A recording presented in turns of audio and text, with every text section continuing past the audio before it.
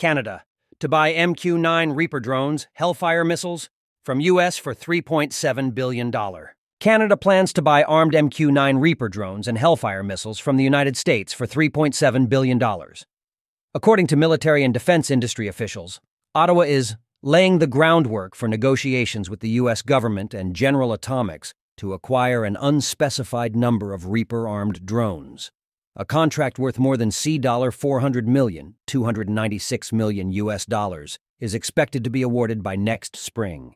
According to the Ottawa Citizen, National Defense spokesperson Jessica Lamiranda said, "If the final phase is successfully completed, the contract is expected to be signed this fiscal year.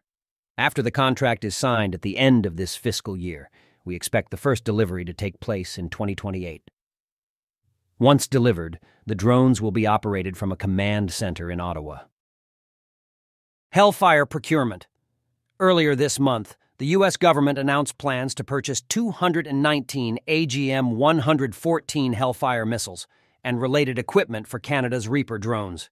Developed by Boeing and Lockheed Martin, the air-to-ground missile can neutralize slow-moving aircraft in the air or armored vehicles on the ground. It provides precision strike capability using a laser seeker or other guidance systems. According to the U.S., Hellfire will enhance Ottawa's ability to meet current and future threats by enabling the development of UCAV patrols in the Arctic region. Drone Program. In 2017, the Canadian government announced a plan to invest in more armed drones to bolster the country's defense capabilities. It then launched a competition to meet the needs, but the initiative ran into trouble when one of the participating developers withdrew from the competition. General Atomics, which submitted its proposal last August, became the program's sole competitor. According to the report, participating companies were required to deliver drones that could be weaponized for use overseas. Thanks for watching. Subscribe Defense Lab's YouTube channel for aviation and defense industry news and updates.